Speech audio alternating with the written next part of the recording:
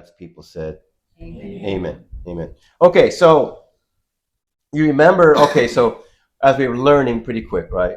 Book of Genesis is not like a blow by blow historical account of Abraham's and Sarah's life, right? And we know this to be true because we had a gap there of 14 years. 86 years old is when Abraham and Hagar had Ishmael, and then we hear of nothing until he gets to be 99, right? So the fact that not everything was written, read all throughout the Bible's like that, right? And you read the Gospels. Remember, John said that if I wrote down everything that Jesus began to do and to teach and all that he did, the whole world wouldn't have enough books, right? There wouldn't be enough room in the world. So we're getting selective accounts, okay? And so this is important to understand as we read, like, okay, like for instance, why this account and why not other ones?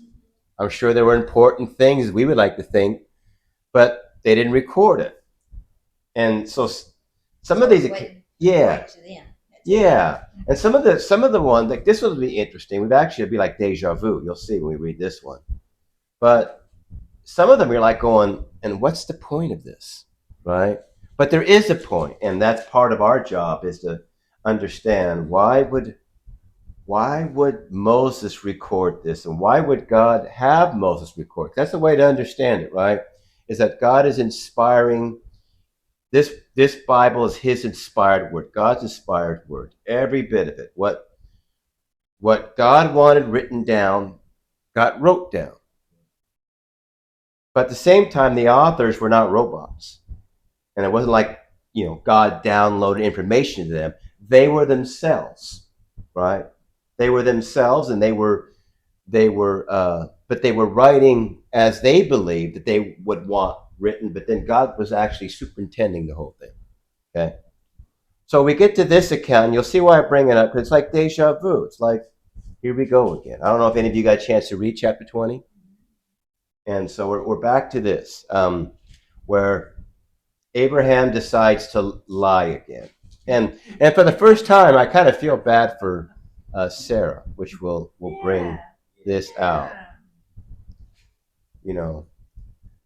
And anyway, so we'll read a few verses and then we'll just get into it. Okay, so yeah, and of course we just kind of left right where Lot was rescued. Sodom and Gomorrah was pretty much nuked, right? And but then Lot was spared, and his wife was semi-spared. She was spared for a little bit, and then she decided she wanted to go back. And then the two daughters. Okay. Anyway, so from there, Abraham journeyed toward the territory of the Negev and lived between Kadesh and Shur. I did tell you it's chapter 20, right? I want to make sure. Yes. Okay. And he sojourned in Gerar. So they're nomads, right? I don't know much about farming, but I do know you can't overgraze the land. That's why you're nomads. You got to keep moving. It's kind of interesting, even though God had promised Abraham, I'm going to give you, your descendants, all this land. As of yet, he's just kind of, there were people in the land, right? And he sojourns. In fact, that was why Lot and Abraham had to separate, because there was too much flocks eating up the land. They couldn't sustain them both, okay? So that being a nomad, you show up for a while, I guess.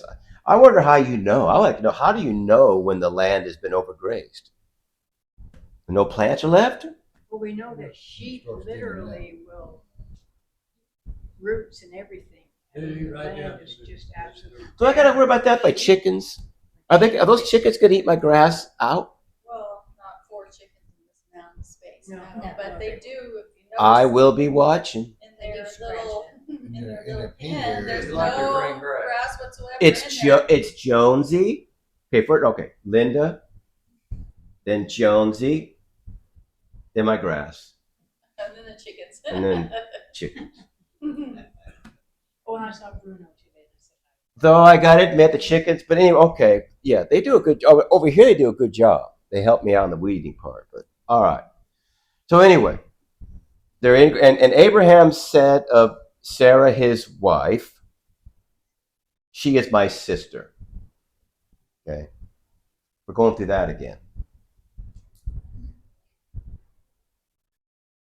Which makes me wonder. Remember, we went through this. Remember, Abraham, last time they felt compelled to go down to Egypt because of a famine. Egypt had the food. And then Abram at the time, his name was Abram, told Sarai, hey, tell, when Pharaoh asks you, we're brother and sister. We're not married because they'll kill. He's worried. He was worried they were going to kill him. How old is Sarah at this time? Okay, she's got to be a hot 90, 89, 90. Now, Hope, I tried to say, okay, that back in this time, it wasn't like she had to be knocked down gorgeous because they viewed women differently back then. So Sarai could have been industrious, could have been strong, whatever. None of these guys, they did not go for that. They think she's real pretty still. Maybe she is. But whatever, he's still worried about it. And by the way, he did take his wife. But anyway, I mean, if she's still, the difference though here, okay, shall I bring it in now or later? But anyway, Sarah, remember, Sarah, she is now fertile, right? God made her fertile. I'm assuming that she did not have the big gut yet. Remember, because God had already said in a year's time, you're going to have a child. Because obviously you couldn't, or the ruse wouldn't work. She's my sister. Huh? Who got her pregnant then? Okay. But anyway. But another thing we talked about, right? But we saw that that's a terrible thing to do. What do you mean lie? Basically, Abram was like saying, I don't care. Another man could be with my wife just so long as I'm safe. Yeah, basically. That don't look good, right? And we kind of talked about how it was the wrong thing. And, right, we kind of talked about how, look, if God said that I'm going to protect you because you are going to have a son and your descendants are going to like multiply as much as the stars and the grains of sand on the ground, the dirt, well, then obviously that means he's got to like make sure you live. So the lack of faith. But I guess what? Abraham doesn't get the memo because he's going to do it again. So at some point we're going to need to talk about that. Why? Okay. Anyway, so we'll get into it. Okay. So, and Abimelech, king of Gerar, sent and took Sarah. Okay. But God came to Abimelech in a dream. And by the way, Abimelech, it means it means my father is king. So his dad, who named him, with a total ego complex, right? So then, even when you're the son, you become king, and they ask you, "What's your name?" My father is king. They're always going to know that his dad was king. Anyway, okay. But God came to Abimelech in a dream by night and said to him, "Behold, you are a dead man because of the woman whom you have taken, for she is a man's wife." Now Abimelech had not approached her, so he said, "Lord, will you kill an innocent people? Did he not himself say to me, 'She is my sister'?" And she herself said, "He is my brother. In the integrity of my heart and the innocence of my hands, I have done this." Then God said to him in the dream, "Yes, I know that you have done this in the integrity of your heart, and it was I who kept you from sinning." All right, that's kind of interesting. So it was me. I stopped you. All right. Therefore, I did not let you touch her. Now then, return the man's wife, for he is a prophet, so that he will pray for you, and you shall live. But if you do not return her, know that you shall surely die, you and all who are yours. Question. Obviously, some of the men of the land kept their wives. Abimelech did take their wives. So why would he take Sarai? And why would Abraham be worried about the fact that he would take her? Because he was a stranger sojourner? Well, according to what you guys said last time, because she looked like Farrah Fawcett. What you guys thought? No, well, you don't want to take all the wives. You want some of the men to have. You want the men to have their wives because why? It's unpopular now, but back then it was hugely. It was everything because they needed to produce children. You needed them to have their wives. But in this case, a new girl comes into town, and evidently, the only reason why again, I'm speaking like an ancient. The only reason why you take a woman in is because she could produce children. So Sarah still looked like she could produce children, right? That would be one reason.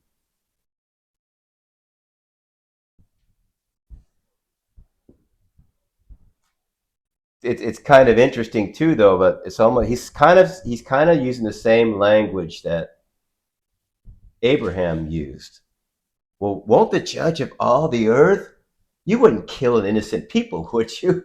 If there were like 50 righteous people in Sodom and Gomorrah, wouldn't you spare the city for 50 people? Yeah. Okay. So he's saying the same thing. You, far be it from you.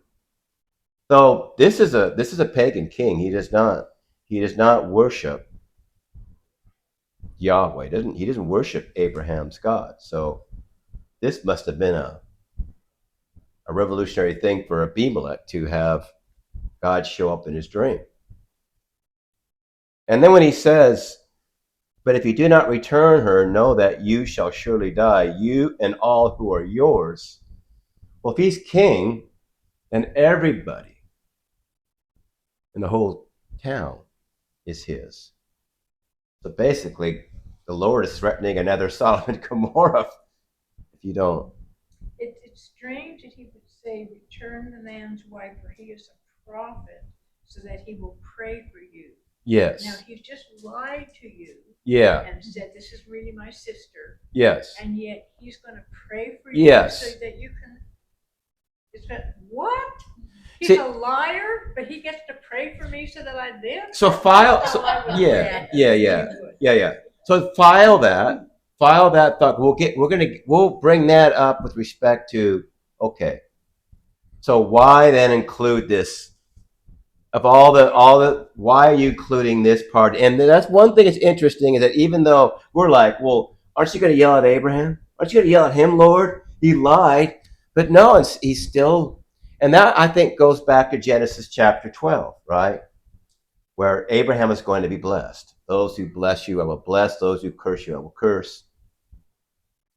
It just seems like he's getting a total pass. He's getting a pass. That's exactly what it seems like. You can be a liar, and I'm going to give you a pass. Yeah. Yeah. Okay. And this is the first time they've ever said that he was a prophet. Yeah. Yes.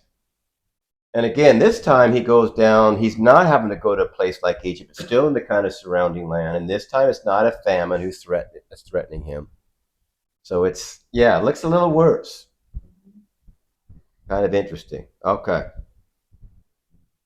So Abimelech rose early in the morning, verse 8, and called all his servants and told them all these things. And the men were very much afraid. Yeah. It's okay. You know that girl that I took, well, looked really good. At 90, she looked good. Well, come to find out, his wife. Oh, and Yahweh showed up in my dream and said he's going to kill us all unless we get him back. He's going to wipe us all out unless we. Okay, so then Abimelech called Abraham and said to him, "What have you done to us? And how have I sinned against you, that you have brought on me and my kingdom a great sin? You have done to me things that ought not to be done." And Abimelech said to Abraham, "What did you see that you did this thing?" Abraham said, "I did it because I thought there is no fear of God at all in this place, and they will kill me because of my wife. Besides, she is indeed my sister, the daughter of my father, though not the daughter of my mother, and she became my wife. Right? So what are we reading with that? A half lie. Yeah, technically. White Technically. lie. Okay. So that's how he Yeah. pray for them and forgive them, right? I mean, to your question. It's still wrong. Yes. Yes. Yes. Yeah. In fact, like we've seen before, Abimelech comes out looking like the better man in all this, right? Okay. Yeah. Okay. And when God caused me to, am I in the right place? Yep. Yep. And when God, this is verse 13, and when God caused me to wander from my father's house, did you catch that part? And when God caused me to wander, now who does that sound like? Adam. Yeah, that woman you gave to me. Yes. So we're kind of seeing right. I said to her, "This is the kindness you must do me at every place to which we come. Say of me, he is my brother." Okay. So I said to her, this is the deal Sarah and I we made. We made that anytime we go somewhere. So we kind of admitting we do this all the time. This is our deal. This is how we work it. You say to anyone we come into, we go to a certain place. Yeah. I wonder if there was some kind of a benefit for Sarah, for her to be so willing to do it. Maybe the culture, somehow she benefited from this also. Women were not, they were not, they're like property still, right? It's like not Yeah. blood, just, I don't know. I don't think she had much of. I think that she was doing what the wife would do: listen to her husband. I don't think there was a benefit for her. That's my take. And when you start to see it like that, now because especially because he said this is our deal, that's kind of sending a message. So look, when it comes down to me or you, it's going to be me. And if it means that you have to kind of sleep with the other guy, better than me dying. So that's kind of brutal. Yeah, Abraham. Yeah. Well, I told before you all came, I taught this Genesis to college age people, and they're all class was all girls, and about 4 or 5 of them. And when we got to this part, I lost them. They never did want anything to do with Abraham. They did not like him. It was really good for me because I just kind of overlook it. I mean, I'm on the guy's side. And then when they started, oh, okay, you ladies read it totally different. And this time it is pretty hard. Now I kind of think back to how she was with Hagar, and because she's actually at risk. Oh yeah. I mean, God talked to him like in a dream. Don't do that. Let's talk about the risk. What at risk are they both at? Well, Sarah, especially that this man would go into her, take her as a wife. Yeah. And this is not fair to Sarah. What else? Well, I just want to say, I retract my boo, Abraham, because it does say that God's going to bless those who bless Abraham and curse those. That was not a curse. No. I was not cursing Abraham. I want to make that clear. Yes. Well, no, but I do think we're gonna talk about that because this really is this kind of a incongruency here. On the one hand, God is going to bless him, but then you're like, really? And so we need to hit that. There's another threat though. It's a real big threat. Isaac, the lineage of Isaac. Yeah, Another man laid with if her, he slips, it would have been real bad looking. and it might even could he claim that Isaac was his? Right. Yeah. But God was not going to allow that. No. Right. He put the hammer down. Yeah, he put the hammer down really quick. Yeah. I think that's probably what, right? Yeah, the risk was real big there. Okay. And in our VSF, it was like a restoration and all that. Like whatever we mess up, because we think it's for the best, and God restores what He had in plan, even though you mess it up. It Yeah. doesn't matter because He's in ultimate control. Yeah, you know? that's right. So Maybe there's a good place to bring this into. So, I mean, it's true that it's because of sin as to why there's death, right? But definitely on a macro level, it's because there's death that we have sin. Because we're afraid to die. Abraham's afraid to die. We're afraid, right? The fear of death. And because of that, we'll do whatever it takes to keep ourselves alive. And in this particular case, Abraham's fear of death, it put everybody in jeopardy. Abimelech and his whole household and his city, Sarah, right? Everyone was put. And that scripture in the Hebrews, right, where talking about that Jesus came to destroy the works of the devil, who, we were bound by our fear of death. We're held in slavery because of our fear of death, right? It's that fear of dying that, well, it's how we amass so much money. We'll amass money. We're trying to do everything we can to kind of live the good life now. We don't want to die. Look at how far we're going. I mean, it's amazing to me, speaking like of Elon Musk and the idea of longevity. That's going to be a real big thing. They're really close of finding that gene that will increase our ages to start with, and maybe they'll find that gene that keeps us going for I don't know how long. So, but the point being is, though, I remember this, who was it? Peter, I can't say his last name, Diamandis, whatever.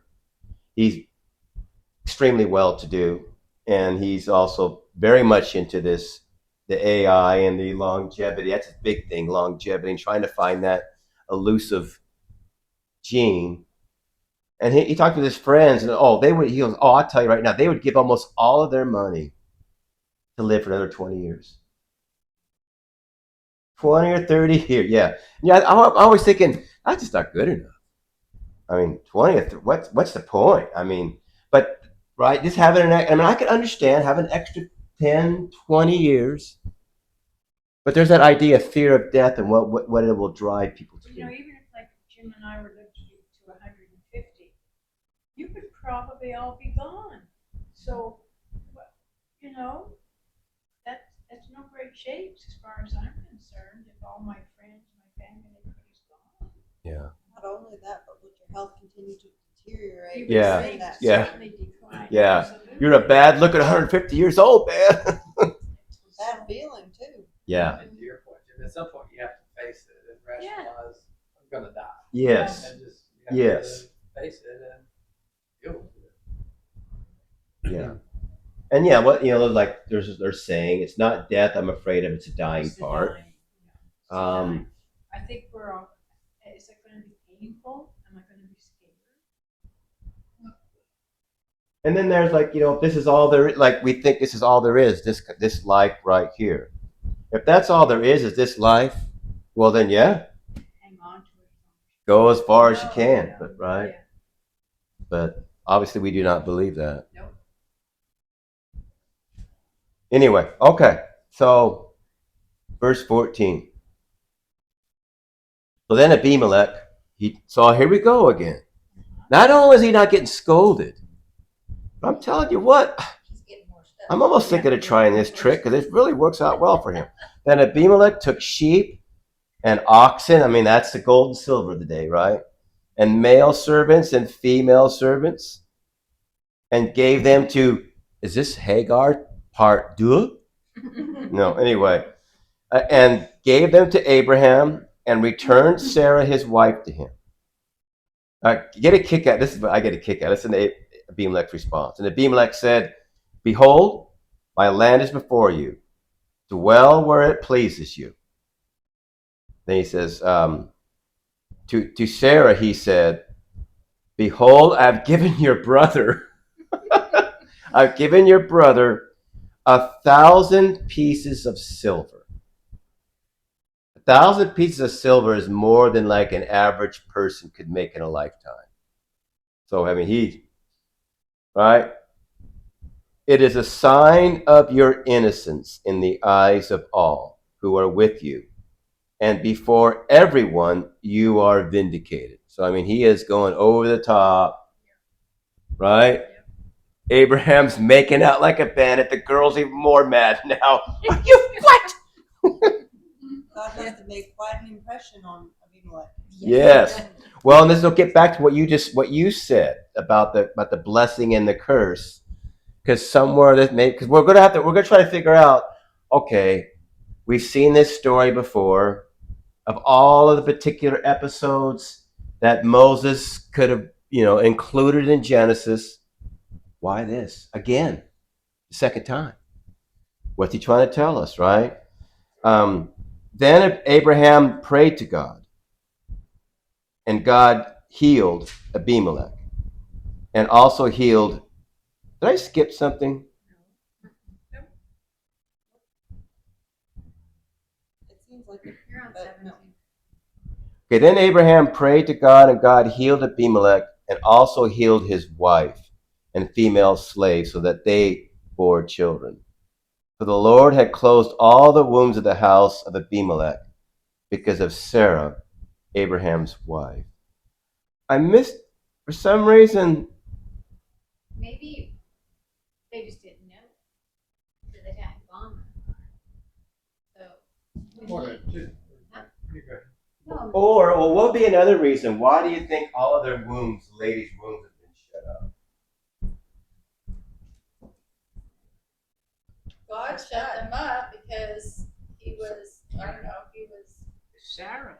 Yes, you just stopped the whole thing. Part of Yeah, whatever yeah. God was working. He's like, give her back or nobody's having any babies. but how long was she with him? Man, it seemed like a long time. That's what I was going to say. I thought it was just like a night, whatever, but yeah, in this case, it had to be a What's it? Oh, what do you mean as far as? while. Like she That didn't live Sarah with was with- Abraham for a while. Like I don't. Yeah, how long was it, huh? But it does say in verse 3, but that night God came to Abimelech. Sounds like the first night. The way it says it there. It would have been that, yeah. Who knows? Was it actually that night, or would it have been? Maybe it took a while for Abimelech to, he's got to take care of his wives over here. Got to take care of these girls Maybe over it was there. like 7 months or something. Yeah. No, there's no kids born. Mine says, but God came to Amalek in a dream by night. Okay. So maybe not that. That's not. Okay, in this particular version, in my Jehovah's Witness Bible, no, it's not that, but it says, it just added this part here. Okay, it says, behold, I've given your brother 1,000 pieces of silver, which will vindicate your honor before all those with you.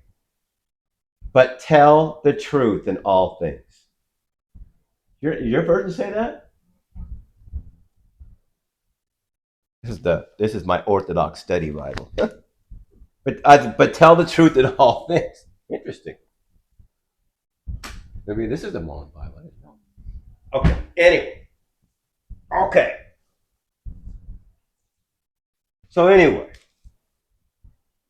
we got the covenant that God had promised Abraham, right? I will bless you. I'll make you a great nation. I'll make your name great. I'll bless those who bless you. I will curse those who curse you. And all the nations on the earth will be blessed through you, right? So am I to reason that God does choose favorites? Scripturally speaking. It's a good one. That's a Well, good. Abraham was the only one of his time that was following God, right? No. He was brought out of a pagan city. They were all pagans. Why Abraham? So to your point, right, when we read the beginning of Genesis, God was dealing with all men and women indiscriminately, right? And then of course, we had Adam and Eve. And then we saw how south that went. And then eventually it got so bad that God brought a flood. So then he grabbed Noah, right? Noah and his family were the only ones left. And then it started to go south again with the Tower of Babel. So God chooses one man, Abraham. So I guess in that sense, yeah, I guess he's a favorite, but why? He's the only one. But he promises, though,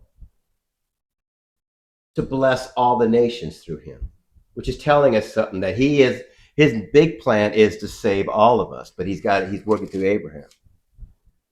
But we don't know who Abraham's father was. Is that what you're kind of saying? Terah. Oh, yeah. And it was like going further back, like who was his? you go look in the genealogy, eventually would go back to the line of Shem. That's why, right?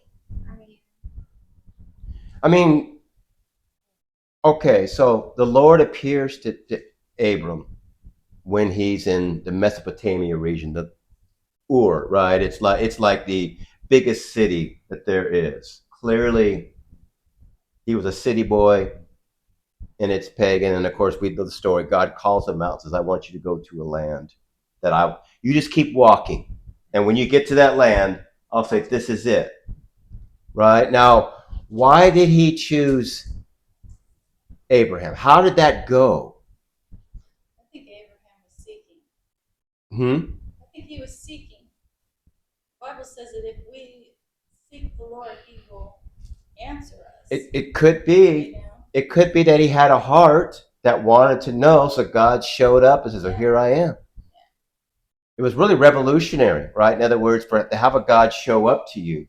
And what's interesting is God doesn't tell Abram, you need to repent, you need to do this, you need to do that. It's like he starts off very simple. I want you to go, but I want you to go. And he knew Abraham would. On that point, God knew Abraham's heart in the beginning Yes. before he was even born. Yes. And you know why I know that? It's awesome proof, and we hadn't got to it yet. But offering his son, he did the ultimate sacrifice. Yeah. He was going to kill his son. Yeah. You know, what's interesting, they was walking up there and Isaac's son, Isaac asked, "Hey, where's the offering? We're short, son." Right, right. And what was Abraham's reply? It's cool. It's like, God will provide. And he did. Mm-hmm. So God proved to us, I believe that was going to be here for us. Yeah. That God knew Abraham's heart. That's right. And just put us in their shoes. Could you imagine? Yeah. Well, the same way as Noah. How did God know? I mean, he knew Noah was righteous. Mm-hmm.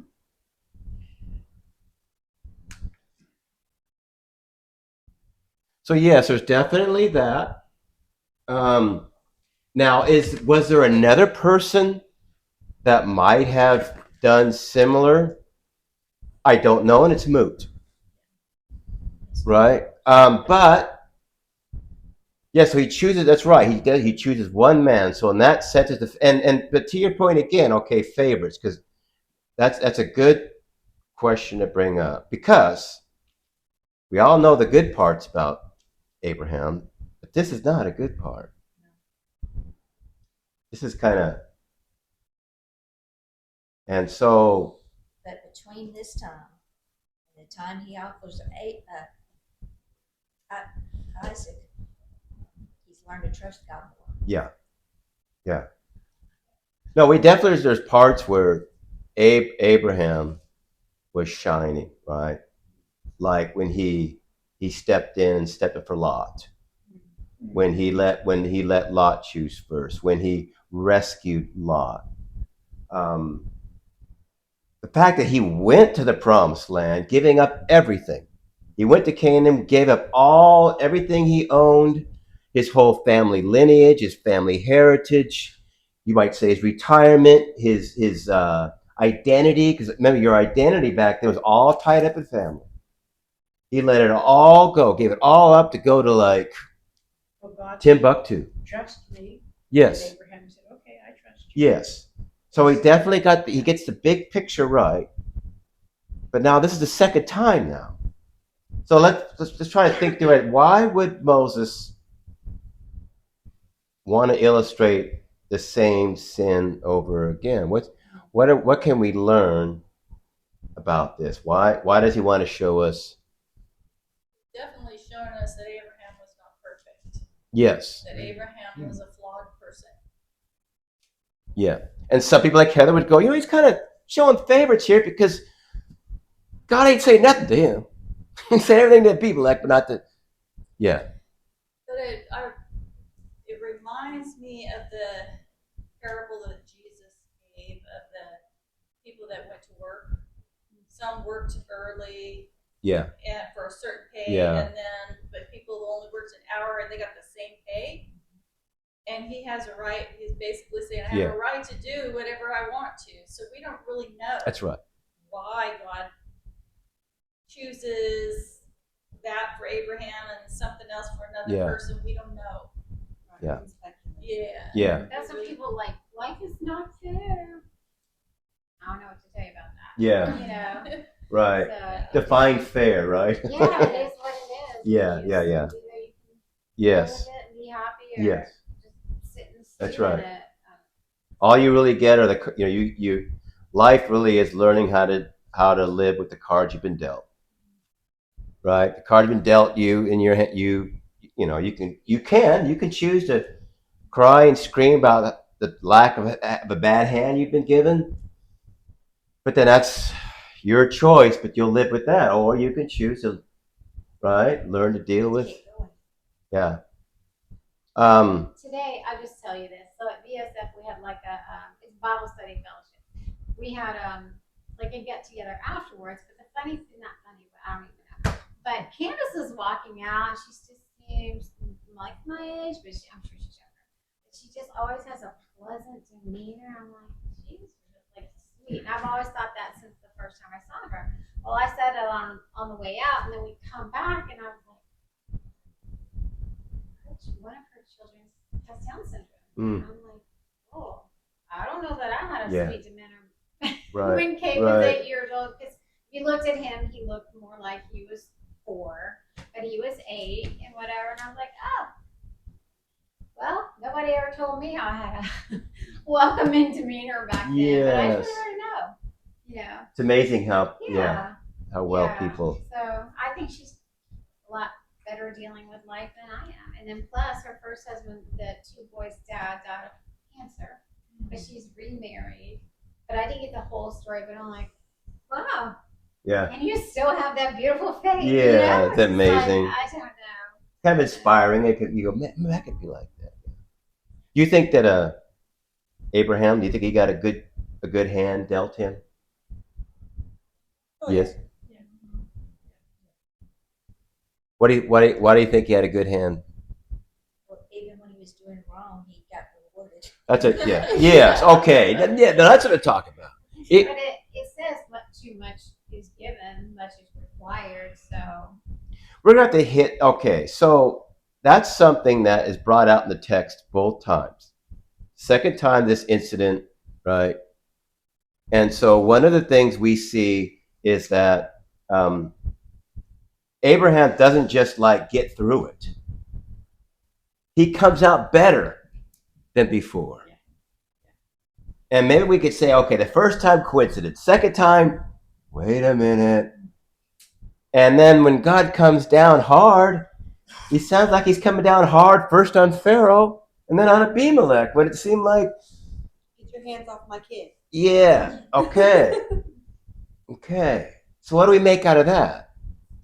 What do you think Moses might be trying to tell us? God is taking care of, like I think you brought it up earlier.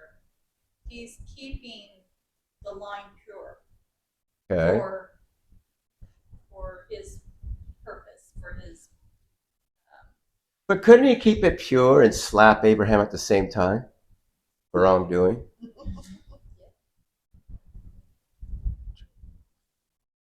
God. He could if he wanted to. So it kind of seems like that he is one thing we're seeing. And remember the covenant we talked about? Anyone who blesses you, I'll bless. That he is demonstrating to Abraham and to us, and Moses is showing the readers when God says he's going to keep a covenant, he keeps it.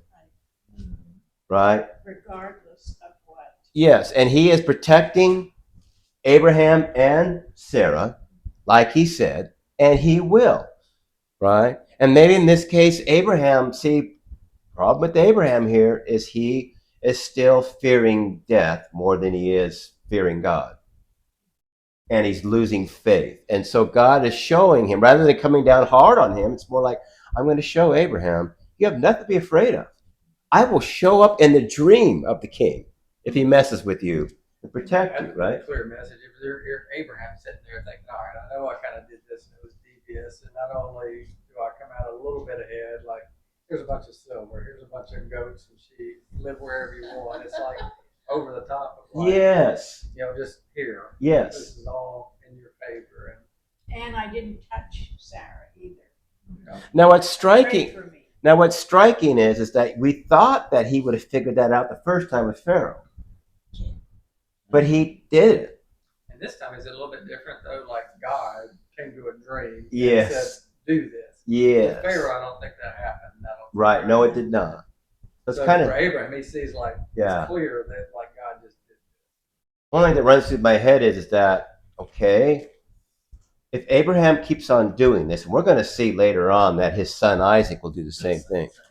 So it's you can make it, and they're not taking it the way we're taking it. In other words, we're seeing this. Is Abraham? I mean, could it possibly be where he's thinking God must approve my actions because every time I do it, I rake in the dough. I don't.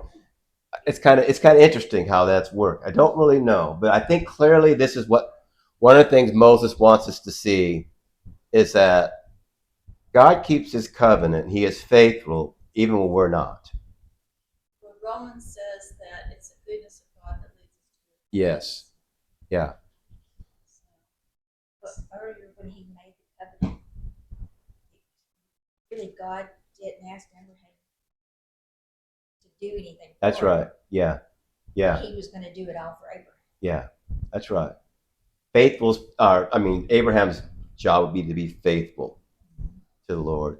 But then to your point also, not only that, but this goes back to the Abraham, he's demonstrating that Abraham is gaining acceptance. He is gaining almost like prestige in the land when Abraham's a prophet and he's going to pray for you.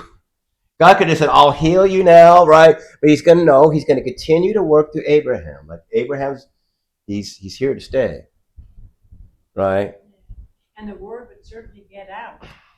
Yeah. Don't touch, that's God's man. Don't harm me. So maybe setting a precedent for a future prophet. Well, that and then I think he's kind of signaling to the people too that Abraham is special. My people are going to be special. Now, here's the thing we talked about, and all the nations will be blessed through you. So, in other words, Abraham is going to, his line is supposed to and will save Abimelech and all the people around. Now, we now know we're further along in the story. So we now know how that works. Oh, well, Israel was supposed to do that, but yet they got a flat tire. But there was one, a favorite of God's. There was one true Israelite who was God's favorite, and that was, Beloved son. Jesus. That's right, Jesus. And he said, he fulfilled what? Yeah. But anyway, okay, so that's all one. The nations are blessed because Jesus fulfilled and brought all the nations Yeah. Yeah. into covenant with God. Yeah. I bring through Jesus. Yeah, it's important to bring that in because sometimes we get all caught up on the nation Israel and what to do with it. And we forget that the whole point, though, is that eventually, so God, to your point, he chose one, and then he's going to basically choose his people. And it's like, well, wait a minute, what about everybody else? Well, God's he signaled in the covenant, oh, I'm not forgetting about everybody else. They're coming in all in too, right? First we start with this, then we go to this, right? And then eventually. There also might be another reason why, again, twice now. God could have shown how he would protect the covenant in different ways, though, but he shows this same Abraham's got an issue, right? He's got an issue with fear of death. He's got an issue with how he treats his wife, right? And he keeps doing, and by the way, there are actually like liberal scholars who actually believe that this is the same event as the first time. Remember the first one? They think it's the same. And they will try to conflate the two and think that the author just kind of messed up and put it in twice. Because you see, people don't make the same mistake twice. Really? Yeah.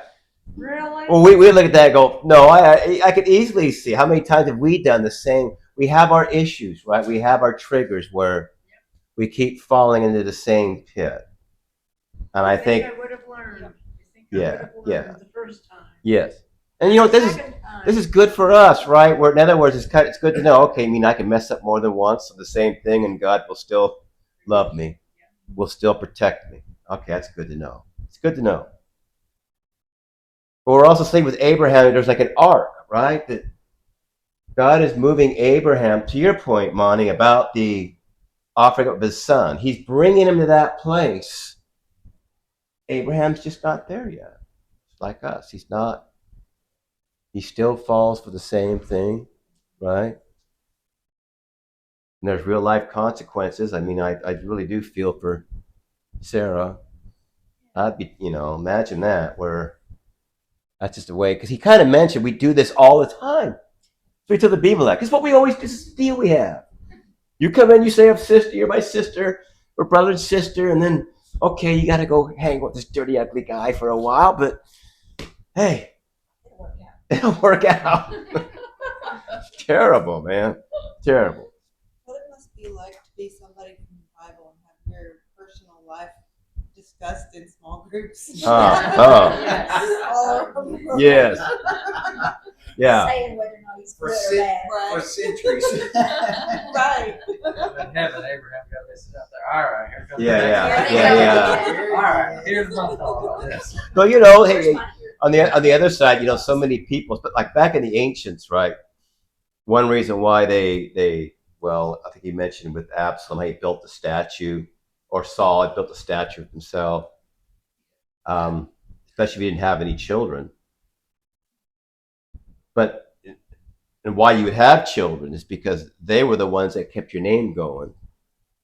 And why you have like this ancestor worship, right? You have, and it's in these various cultures. It's because the belief is that when your name is no longer mentioned and you are forgotten, so if your name is no longer mentioned and you become forgotten, then you cease to exist. You're gone. And so that's why they won't want my name mentioned. That's why David will say things in the Psalms like, I won't, when he's mentioning about the fraud gods, he'll say, I won't even bring their names to my lips, right? I will not speak of them, right? I will give them no quarter. Well, so back to your point, it's like, yeah, Abraham, well, we still talk about Abraham 2,000 years. Actually, it'd be more than that. It'd be probably 4,000 years later. So the Bible says there's a great cloud of witnesses that are watching us. Yeah. From heaven. So he's probably watching us and laughing. Yeah. Just wait till you get up here and I start naming off all the things you did 100 times over. Yeah. You're really worried about those crosswords you had for him earlier. Yeah. I'm sorry. Yeah. Well, you heard that, then you also heard me apologize. We're good. Yeah. And God heard me inside going, Yeah, "Whoops." that's right. No, no, I think this is why, why Moses, when he wrote this, when, put this down, it was for us to look at it and see. It's not a good look. But then the striking part again, I'm always struck, is that the fact that God continued to bless Abraham, right? He doesn't renege on his promises. No. Though it doesn't, He made a promise. yeah, that's right. And it doesn't really help Sarah, though. Just like we would say, you can get all the money you want, but when you're hurting, you're hurting.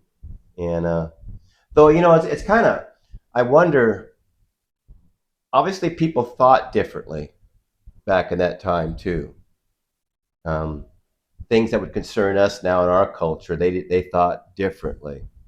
But surely it must have had some kind of effect on Sarah. But Yeah, we don't get Sarah's side no, we don't. of the story at all. No.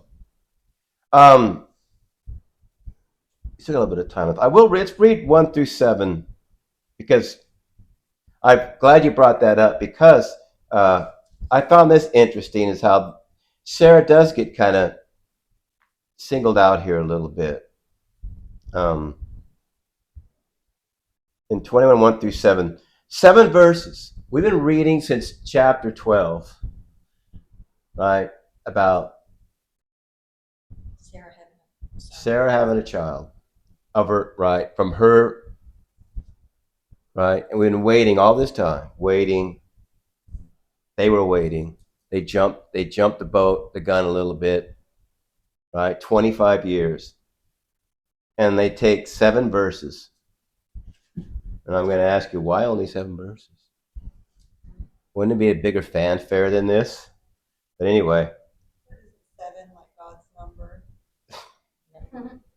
Now, of course, they didn't have verses when they originally wrote this, but hey, I'm open to that one, right? Anyway, chapter 21. So the Lord visited Sarah as he had said, and the Lord did to Sarah as he had promised, which I kind of like because instead of talking about Abraham, and the Lord gave Abraham a son, no, he came to Sarah, right? After this part, maybe after all she went through with King Abimelech, and the Lord visited Sarah as he had said, and the Lord did to Sarah as he had promised. And Sarah conceived and bore Abraham a son in his old age, at the time of which God had spoken to him. Abraham called the name of his son who was born to him, whom Sarah bore him, Isaac.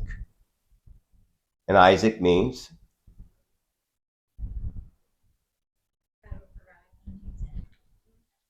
Nope. He laughs. Right? Laughter. He laughs. He laughs, yeah. Right?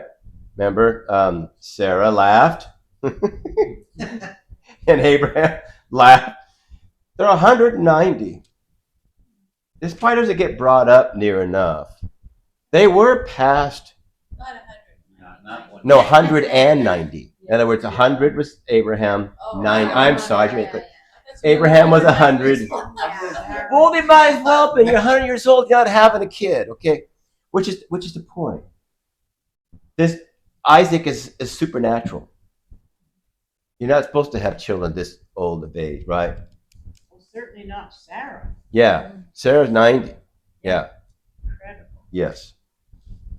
And they both laughed. In fact, Abraham laughed and said, "What about Ishmael? Can we go with Ishmael? He's right here. Look at him. Good strapping young man." Nope. Right? So anyway, so that Isaac, he laughs, or laughter. Let me see. Yeah, he laughs. He laughs. Who laughs? God laughs. Yeah. Yeah. Yeah, it's like Abraham laughed. Yeah. Then Sarah laughed. God got the last laugh, right? Anyway, and Abraham circumcised his son, Isaac, when he was 8 days old, as God had commanded him. Abraham was 100 years old when his son Isaac was born to him. See, you don't mention how old the ladies are. You never do that. That's why God didn't say. True story. No, I don't know. And Sarah said, God has made laughter for me. Everyone who hears will laugh over me. And she said, who would have said to Abraham that Sarah would nurse children? Yet I have borne him a son in his old age. And that's it. After all that,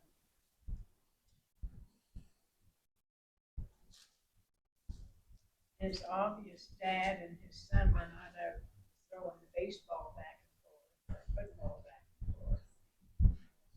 they weren't. Well, I think he was kind of old. Although I suppose 100's no big deal for man, right? Yeah. Certainly not then. You mean as far as like him like play with Ishmael, you mean? Yeah, well, I mean, maybe when Isaac got a little older in his teens, maybe dad did go out. Well, when he got to his teens, they went hiking up a mountain. That's true, yeah. So Yeah. he had something left in him. Yep. But One heck of a hiking trip.